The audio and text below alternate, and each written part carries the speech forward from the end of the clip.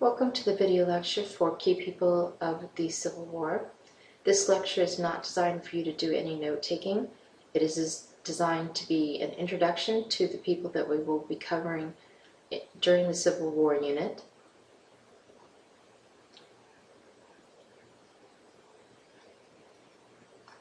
Once again, this lecture is not designed for you to be taking notes.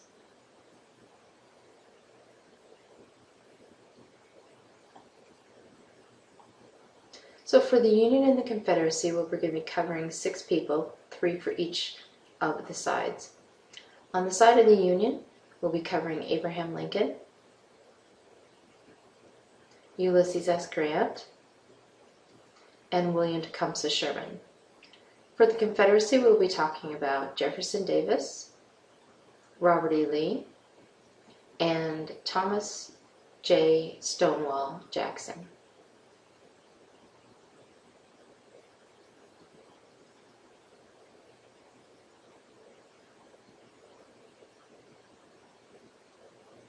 So first of all, we'll cover Abraham Lincoln. Abraham Lincoln was born February 12, 1809 in Kentucky. He was raised in Indiana and then later in life lived in Illinois. During his upbringing, Abraham Lincoln did not have a lot of time for education. He was either working on his farm with his father or he was being hired out to work on other people's farms in order to help support the family. Abraham Lincoln did love to read, and he read many books. He would get books and he would read them many times over before returning them.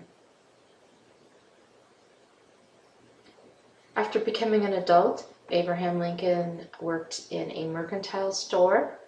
He rafted down the Mississippi River, and then in 1832 he fought briefly in the Black Hawk War. He met Mary Todd Lincoln and married her. They had 4 sons. These 4 sons, only one lived to be an adult, that was Robert. They had one son, Edward, who died in infancy, and then one of his sons died while they were in office in the White House, and another son died in his teens. Abraham Lincoln became a lawyer and a politician, serving in the Senate in Illinois before being nominated to the presidency. When he won the election in 1860, he became the 16th president of the United States.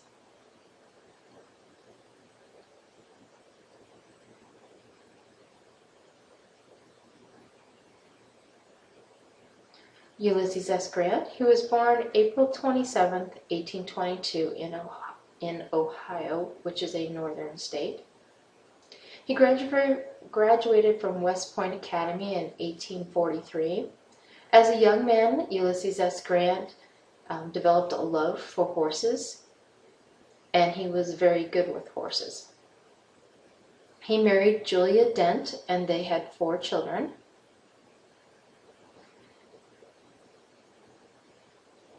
After graduating from the academy, Ulysses S. Grant was in the military for a short period of time, but he felt that it wasn't the life that he had wanted. So he left the military and he tried for a short period of time being a farmer and then worked in his family's mercantile store. Neither of these he was very successful at. When the Civil War started up, Ulysses S. Grant enlisted in the war, and it was due to the successes that he had in some of the Western battles during the Civil War that led to his eventual appointment to be the General-in-Chief of the Union Army. Ulysses S. Grant was originally born as Hiram Ulysses Grant, but when he was registered at West Point, there was a clerical error, and his name became Ulysses S. Grant.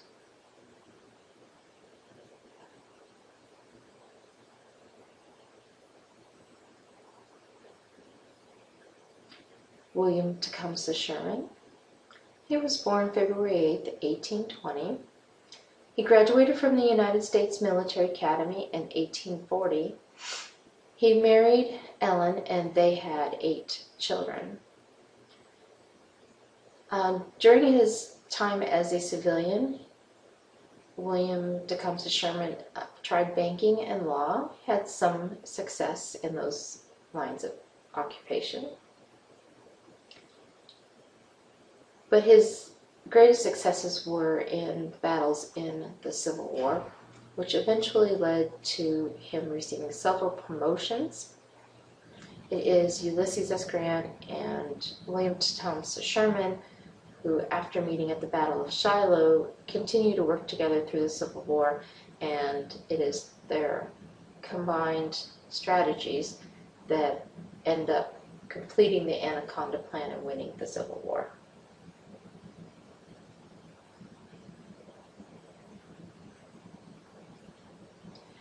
For the Confederacy, Jefferson Davis.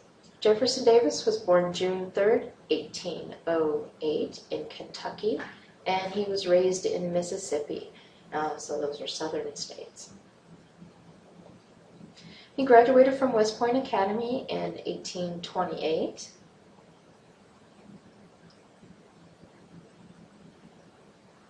He served in the Black Hawk War.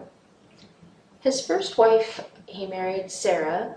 Shortly after they were married, both of them became very ill, and after only 3 months of marriage, Sarah died. For quite some time, Jefferson Davis did not pursue relationships because he dearly did love his first wife, Sarah. Jefferson Davis was a cotton plantation owner, and he believed in states' rights. When he finally did remarry, he married a young lady by the name of Varina, and they had 6 children. So it is Varina who served as his first lady after he became the president of the Confederacy. Jefferson Davis served in the House of Representatives and also as a senator. He served in the Mexican War, and he was elected as president of the Confederacy. Now, this wasn't an election where the general public would go out and vote. This was his fellow representatives who nominated him and felt that he would be a good president. It is well known that when Jefferson Davis was told that he had been elected as president of the Confederacy, that he was at home with his wife, Varina, and he did not receive the information positively. He was not very enthusiastic about this appointment to being the president of the Confederacy.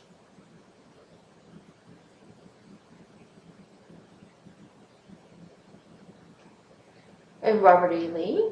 Robert E. Lee was born January 19th, 1807 in Virginia, which is considered a southern state. He graduated from West Point Academy in 1829. He graduated second in his class, so he had a very distinguished career at West Point Academy. He married a young lady by the name of Mary Custis, and they had 7 children. The significance of Mary Custis is that she was the great-granddaughter of George Washington. Robert E. Lee himself came from a well-known family. He is the son of the Lightning Horse Henry Lee, who was famous during the Revolutionary War. Some other interesting connections with Mary Custis and Robert E. Lee is Mary Custis's father and other relatives had created the Arlington House. And the Arlington name is from a family name from Martha Washington's side of the family. And the home was created as a place to display memorabilia and to honor George Washington. The house did stay in the family, and so that Robert E. Lee and Mary Custis occupied the home with their children.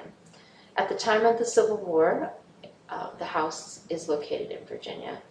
And at the time of the Civil War, after the battle started to change, Mary Custis did leave the home, and the Union Army occupied the home.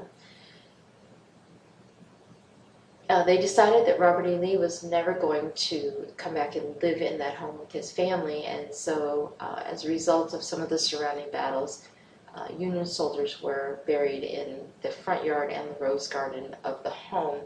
And eventually, this is the area that became known as the Arlington National Cemetery.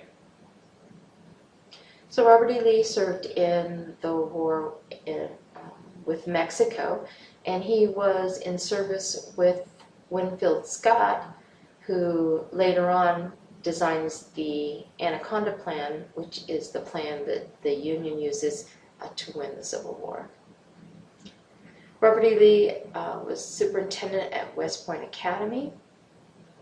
Upon the start of the Civil War, because of Lee's reputation for being a good commander, Abraham Lincoln offers him command of the Union Army. Robert E. Lee declines this command, stating that he wants to stay loyal to his state, and that is the state of Virginia.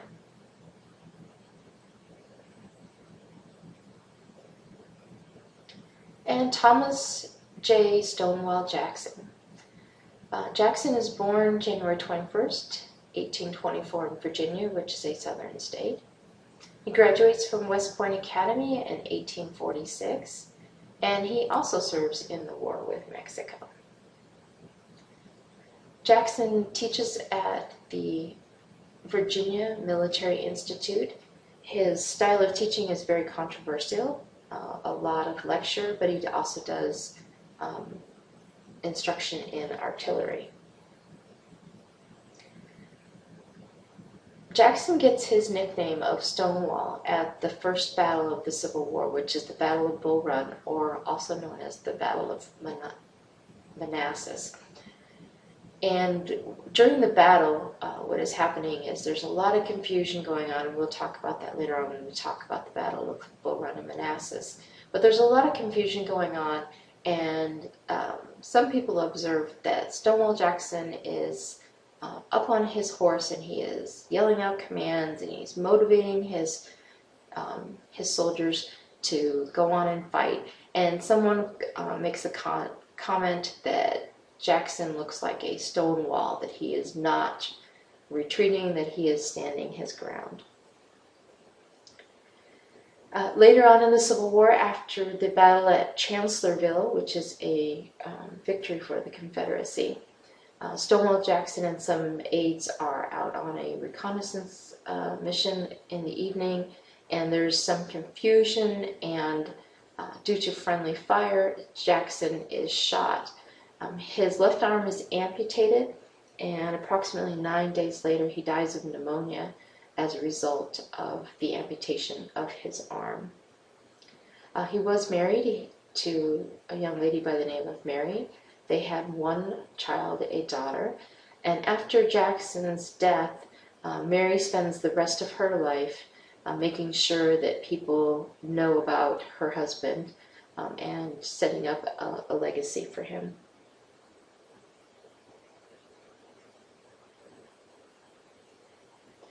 So your assignment in class is going to be what we call a jigsaw activity. You will be given the opportunity to select one of the 6 people that have been covered in this PowerPoint, and you'll be given a biography on that person. You'll be grouped with other people who will be reading the same biography, and you will take out key points from the biography as a group. And then for the second part of the activity, you will be put into groups where you will have one person who is familiar with or considered an expert on one of each of these 6 gentlemen. You'll complete a foldable booklet, and as a group you will pull together your information on each of these 6 key people, and you will complete the booklet, therefore understanding their contributions and significances as key people in the Civil War.